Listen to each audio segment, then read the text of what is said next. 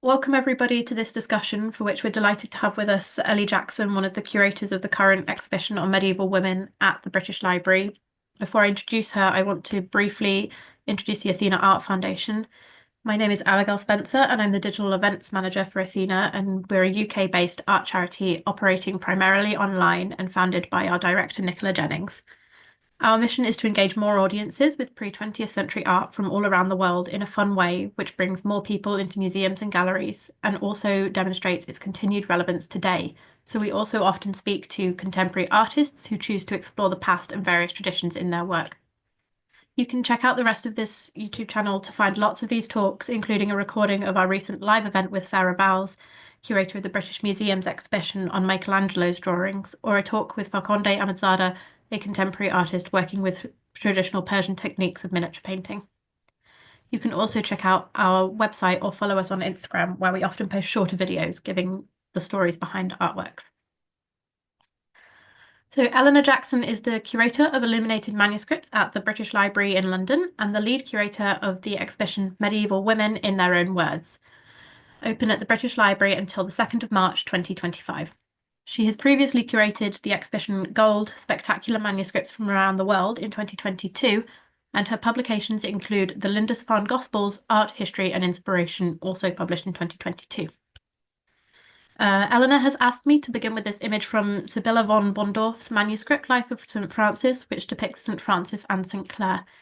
Eleanor, could you tell me a bit more about how medieval artists like Sibilla have been overlooked in traditional art histories? Hi, well, thank you so much for having me on. So this is a manuscript by Sibilla von Bondorf, who was a Poor Clare's nun from Freiburg in Germany. And she's representative of a whole group of nun artists who were working in the Middle Ages, who really have not been recognized in traditional art histories.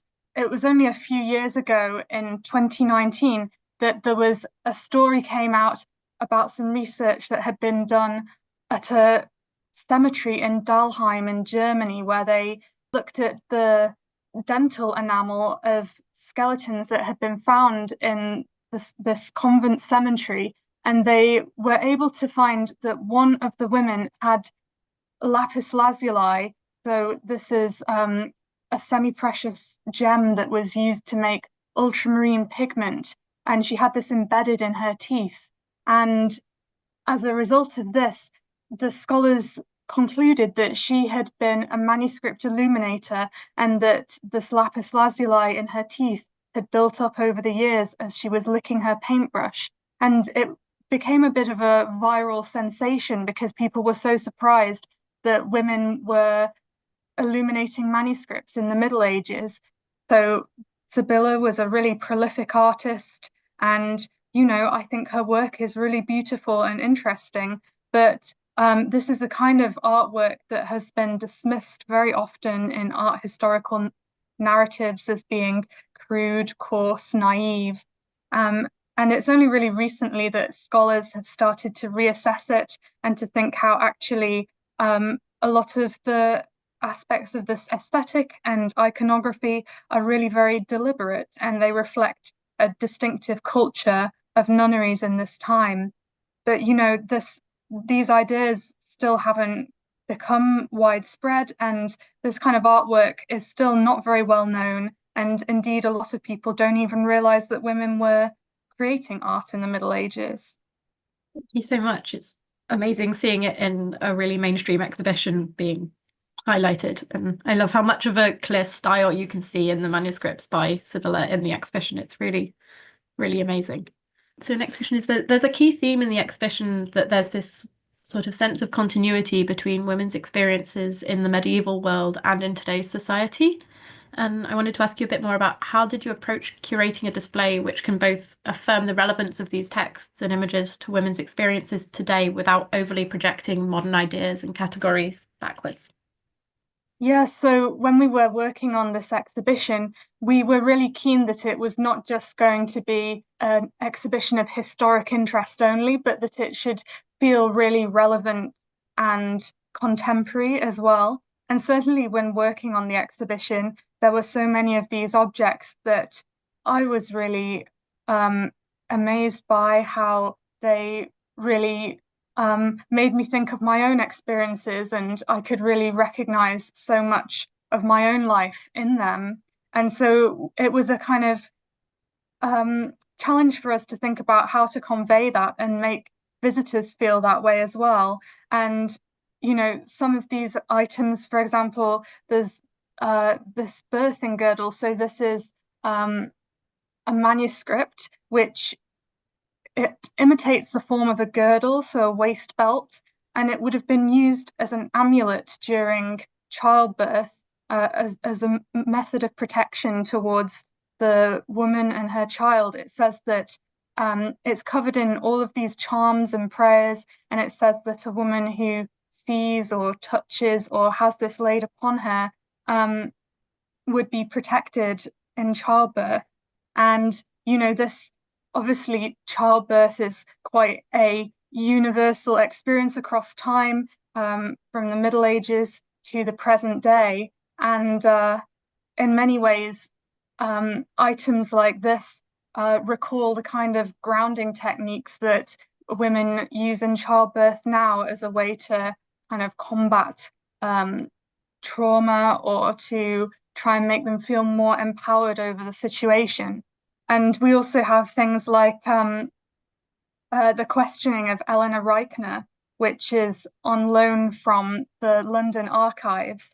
And this is an account of a sex worker, Eleanor Reichner, who was arrested on the streets of London for plying her trade. And she's brought in and questioned, and it emerges that she was actually born John Reichner, but she's living as a woman, using a woman's name, and dressing as a woman. So in modern parlance, Eleanor is what we would think of as a trans woman. And it's the sort of lives that you very rarely get surviving in the written record. But we had all of these conversations about how we should try to draw out the contemporary resonances of objects like these for visitors. And we actually came up with the idea in the end of doing it really light touch. So rather than explicitly making a point about what this means for us today, we just chose items that had those resonances for us. And in the label, we talked about these issues in terms of the lives of the medieval women. We didn't tell people things they already know. We didn't draw an explicit parallel with the present. We just let people draw their own parallels, which I think people actually prefer, because that way they don't feel like they're being talked down to. And it actually, from what I've observed walking around the exhibition, it really works. I love walking around and hearing people talking to one another and saying about their own experiences, talking about, you know, their own experiences of inequality in healthcare or the workplace. And I think, oh, yes, it worked, you know. So yeah, I think a lot of this material has the potential to kind of get people thinking about present day issues as well as medieval ones.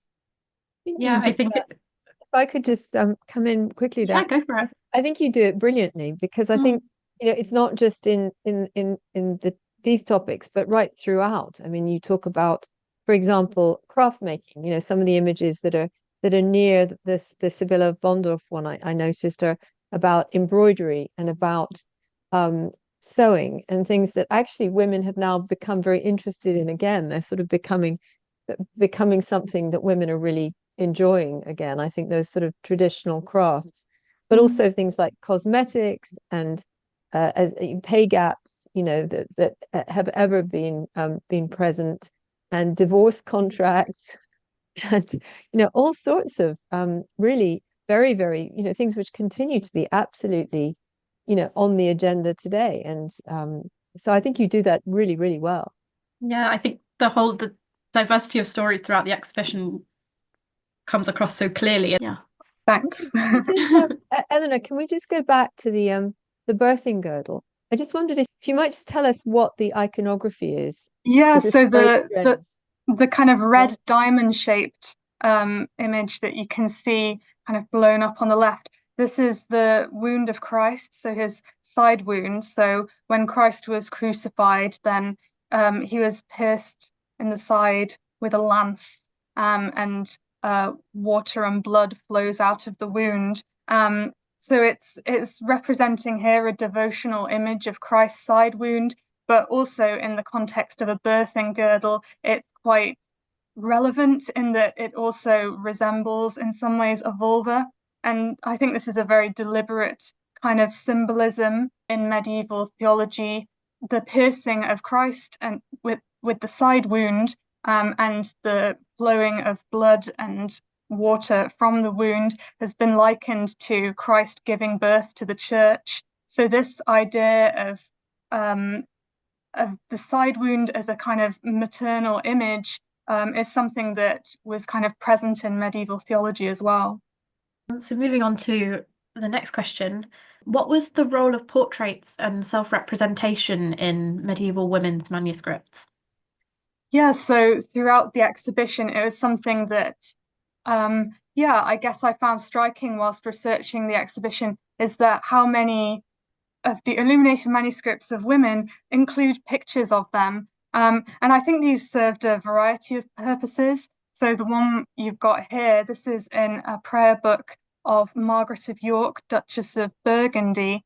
It's a manuscript and a text that she commissioned herself. She asked her almoner to write it for her, and this is the only surviving manuscript of it, which belonged to her personally. And the text, it takes the form of a dialogue between Margaret and Christ. And in the picture that begins the book, you can see Margaret talking to Christ in her bedroom. So you get this idea of how Margaret was supposed to use the book. She was supposed to be kneeling in her bedroom in prayer, and in her mind, she was supposed to be summoning up Christ and through her meditation, having this dialogue with him. You also get this sense of her identity and her kind of social status. The image is full of kind of things that tell us all about who Margaret was, who she wanted the world to see her as.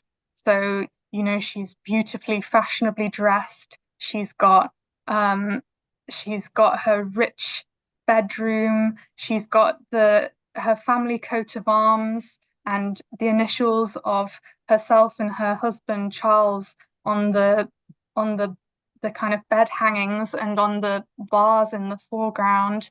And you've also got a dog as a symbol of loyalty. So I think a lot of it is to do with her own kind of statement of her identity and sort of making that integral to her book. If you move on to the next slide, another of the places where you get a lot of images of women are in books made by nuns. So this one is from the convent of the Poor Clares in Cologne, which was a convent that was very prolific at producing manuscripts in the 14th century. And one of the really characteristic things about the manuscripts from the Poor Clares of Cologne is that they often include their own portraits in them. So you can see in this one at the bottom left, there's a picture of a little nun and there's an inscription saying, Sister Isabella von Gelden paid the production of this book, pray for her. And other leaves from this same manuscript, which survive in Cologne, also have other members of the community on them. So I think in this case, these are the nuns producing the manuscripts themselves and including their own pictures on them, and sometimes also the inscriptions as well. So I think in this case, it's sort of about creating a sense of community. It's kind of using self-representation as a way to build that sense of the nuns' community, and also throughout time, because they were anticipating that the future members of the community would be using this book, and that they would then look back at them and they would say prayers for them, and kind of build those connections.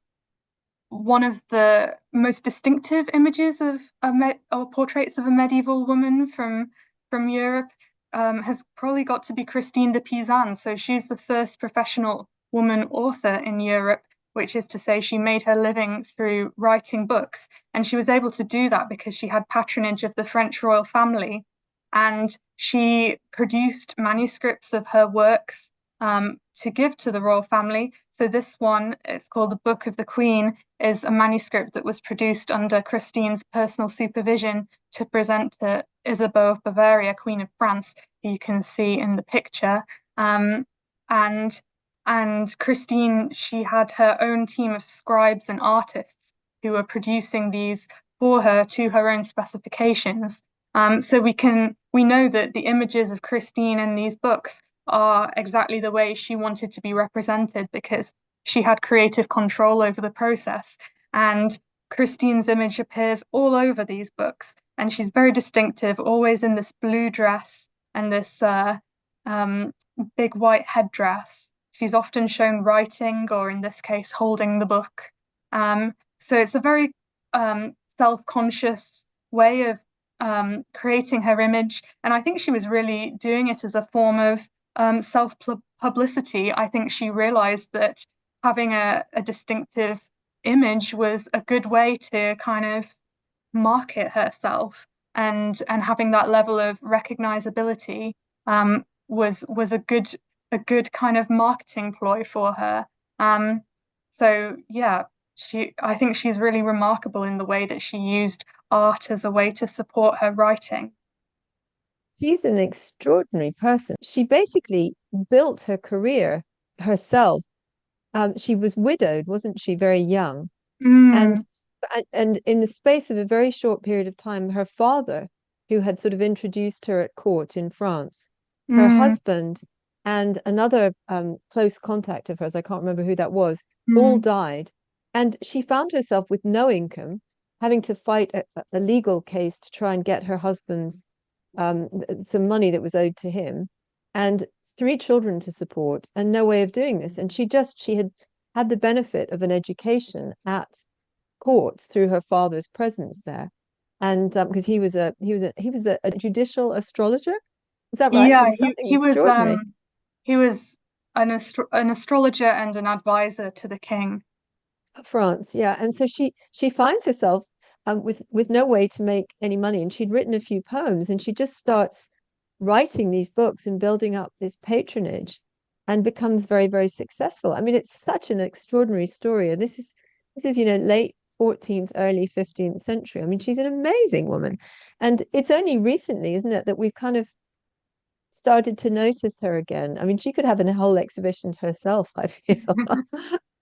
Yeah, as is the case for so many of these women, they've been kind of unrecognized.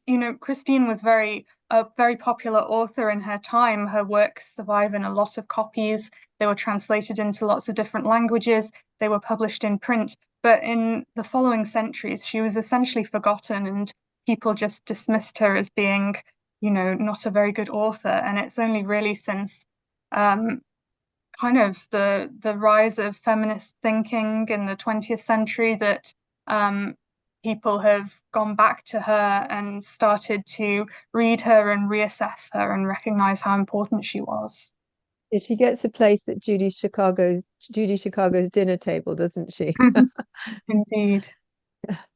Oh. Can I ask if there's any link between always showing herself in this blue and the Virgin Mary's iconography? I do not know the answer to that, but I think it's Yeah. quite likely that there is. I mean, it's because of the Virgin Mary, then it's a color that's kind of got this almost like female coded significance in medieval art. So I wouldn't be at all surprised if Christine's kind of drawing on that. Yeah, part of this sort of assertion of her in each page, or not each Mm, page, but throughout it, of It's also making her very stand out expensive color. as a little autograph. Yeah, of course. Yeah. Yeah, because of the ultramarine that Yeah.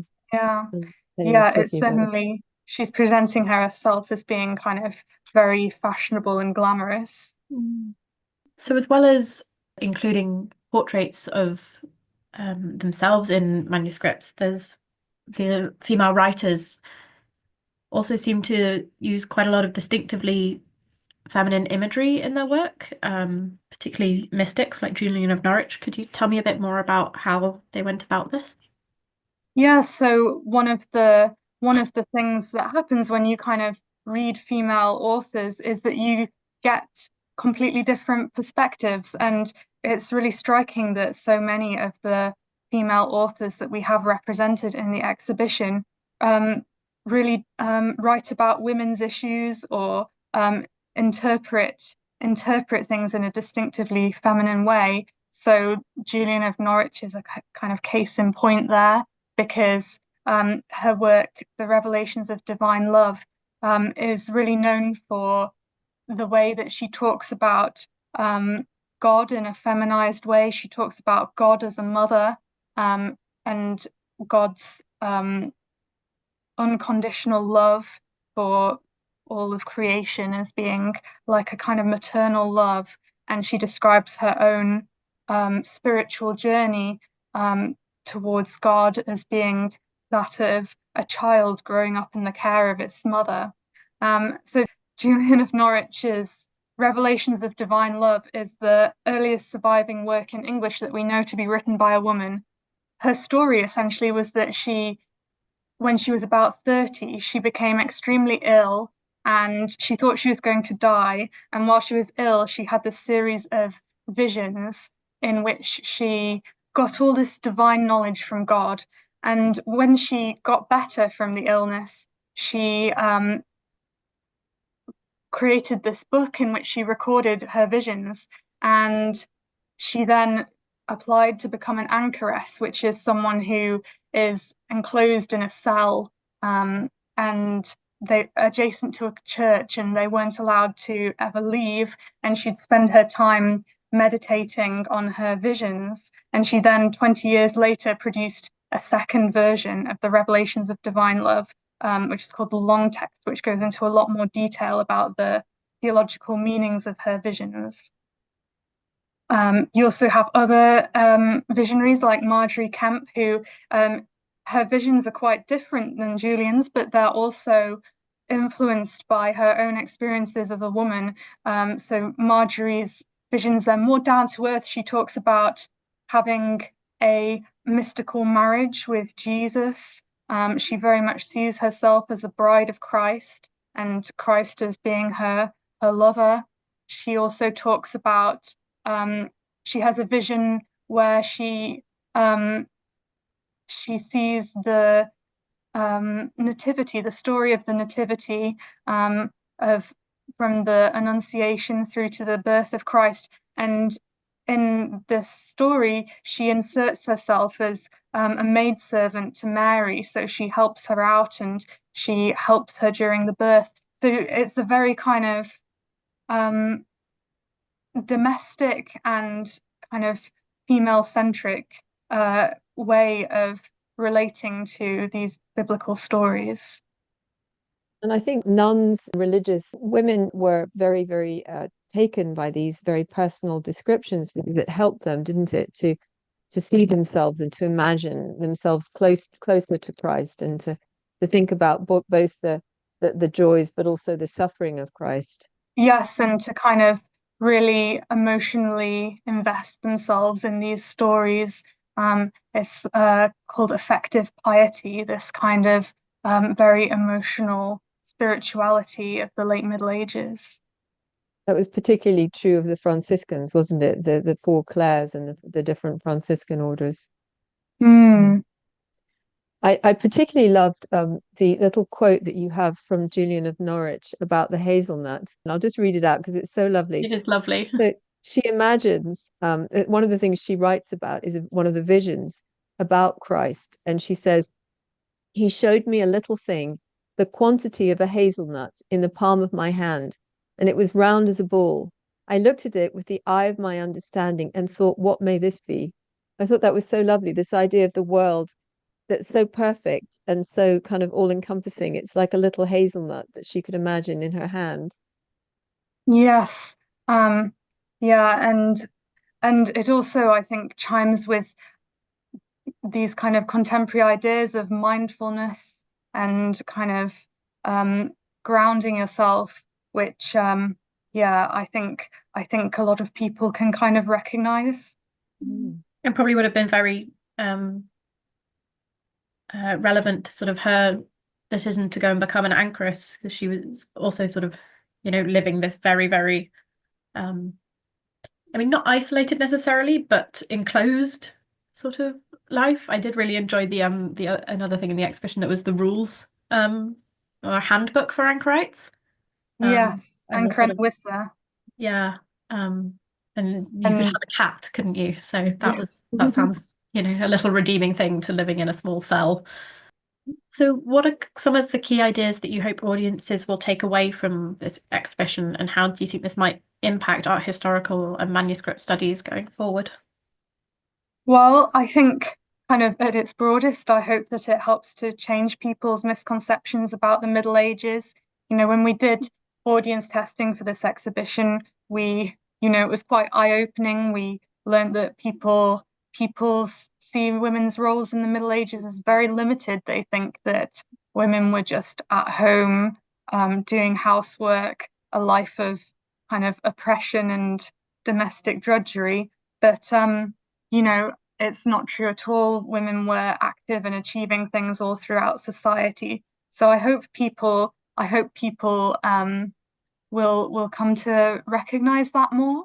I also really hope that it will encourage more educators to teach women's history, because I know, throughout my own schooling and even at university, there were not that many women on the curriculum. And I think, the more this material is taught, the more people will see that this kind of history matters. I also really hope, in terms of specifically art historical and manuscript studies, I hope that more people will study the subject and will make their own new discoveries. If people realize that this material is out there, then I hope they'll learn to love it and want to work on it. Because you also show examples of women from other cultures. So there's a couple of things from the Islamic world. One from Spain in the period of Al-Andalus, the Islamic conquest of Spain, if you like. Yeah, well, we have, we were very keen to make sure that the exhibition was representative to across all the cultures that there were within medieval Europe. So we have various things from Islamic Spain, Al-Andalus. The poet that you were referring to is Hafsa bint al-Hajj, who she is a poet in Granada in the 12th century. Various works by her survive. The one we've got in the exhibition is probably her most famous work, which is a poetic exchange with her lover, Abu Jafar. And she basically, his poetry is a lot more kind of sort of traditional love poetry. It's quite effusive and romantic, whereas her responses are much more kind of pithy and sharp and quite witty, kind of quite cool responses to his romantic poems. So it's quite fun.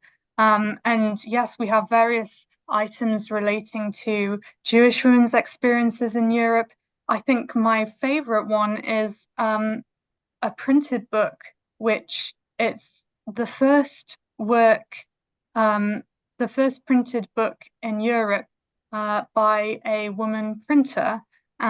So we really wanted to include the first work by a woman printer in Europe in the exhibition. And for a long time, we thought that this was another book which was printed by a German woman called Anna Rüttgerin in Augsburg in the 1480s. And it was only at a relatively late stage of the exhibition development that our Hebrew curator pointed us to this other book, which was printed a decade earlier by a Jewish woman printer called Estelina Konat. And we realized that this, in fact, was the earliest book in Europe printed by a woman. So we were really excited to find that. And again, she hasn't really been given the recognition she's due. That's really indicative of sort of how much there is to still find out, that sort of quite late in the process you are finding such exciting new pieces of information. Yeah. Yeah. Yeah. And again, the whole exhibition is just, it really is lovely. And like you say, definitely challenges a lot of misconceptions about the Middle Ages and medieval period. I also love the way that you brought in the senses. So there's because obviously we can't see it here, but Yeah.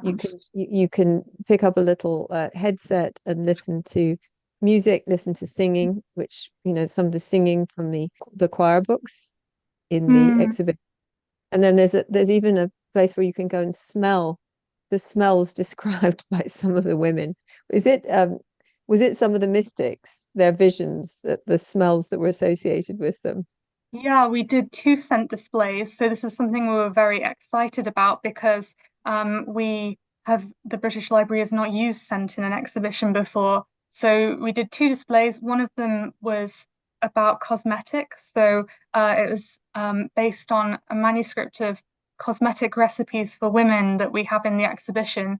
And we're kind of countering this preconception people have that in the Middle Ages people had poor hygiene, which wasn't true at all. They really put a lot of effort into their beauty, and so we created 2 scents based on these recipes. One's for hair perfume and one is for breath freshener, and they both smell really nice. And then I remember going with a friend, and I think we kept going back before we got to the end of that section to smell the hair perfume again, because it was a really lovely smell. Absolutely, I would wear that. Yeah, no, definitely. It was very subtle really nice. too. Very subtle. Yeah. And the other scent display, as you mentioned, is about these multi-sensory visions that were experienced by medieval women visionaries. So we did one based on one of the visions, a bad vision of Julian of Norwich, in which she sees the devil and he grasps her by the throat. And the other is a nice vision of Marjorie Kemp's, in which she is surrounded by angels. And they describe not only seeing the visions, but also smelling them. So Julian talks about this foul, smoky smell, and Marjorie talks about an indescribably sweet smell. So our scent designer, Tasha Marks, kind of interpreted those. The only thing I wish that you would have been able to do, but I'm sure it was because of lack of space, is to actually give us some more images from the different manuscripts, maybe by digital displays, because I know that some of these manuscripts are actually digitized. But I guess it's a lack of space to have a digital terminal next to the display cabinet where you've got the manuscript. But it felt like I wanted to see more pages. Yes, well, yeah, I guess the thing is to kind of have visitors leave the exhibition wanting more, and then they'll go online and find those things for themselves. Yeah, that's a great point, because the British Library does have such a big collection of digitized manuscripts that I think are slowly being returned, aren't they? Yes, indeed. Yeah. So to end on a slightly silly, fun note, the exhibition does a really good job of balancing the humorous and some of these sort of bizarre sides of medieval thought. I particularly really enjoyed this sort of moralistic diagram from Augsburg, which warns girls about the danger of vanity, and you have the devil showing his behind. And it balances these very well with the much more serious topics, I think. So do you have a favorite joke or sort of humorous moment that you came across when curating the exhibition, and did it make it into the final displays? Yeah, I mean, I think there was a lot of humor that we found when working on the exhibition. If I had to pick one, I would say it is the poem by Welsh medieval woman poet Gwerfyl Meccan, her poem to the vagina, which was Gwerfyl Meccan was someone who I had not come across before working on this exhibition, but was delighted to learn about. She's the only medieval Welsh female poet for whom a substantial body of work survives. And although she worked on many different subjects, She is most famous, or perhaps notorious, for her poem to the vagina, which is this really funny, witty, and yeah, brilliant poem, which is in praise of the vagina. And she kind of the way she describes it is she talks about how all these male poets praise women's beauty, and they talk about all the other body parts, but they leave out what Werfel says is the best one. And then she kind of goes into all this praise of the vagina, and it's a very kind of a witty, kind of boisterous poem. Yeah, I think it's really fun. It sort of shows you how that, you often look back, and I think partly from some of the Victorian romantic views of the medieval period, you get this quite sort of chivalrous, restrained, quite quiet about sex and love and the body and things. But this kind of shows you people have always been brash and witty about those things, and that wasn't something that you couldn't talk about. Yeah, absolutely. And it's very kind of sex positive and female body positive as well, which I think is maybe something that people don't expect from the Middle Yeah, it's Ages. wonderful finding a poem like this coming from a woman who's writing as well. They sort of in my own era, the 18th century, you come across a lot of things written by men, but that are more explicit. But yeah, this is wonderful, really. Thank you so much. Yeah,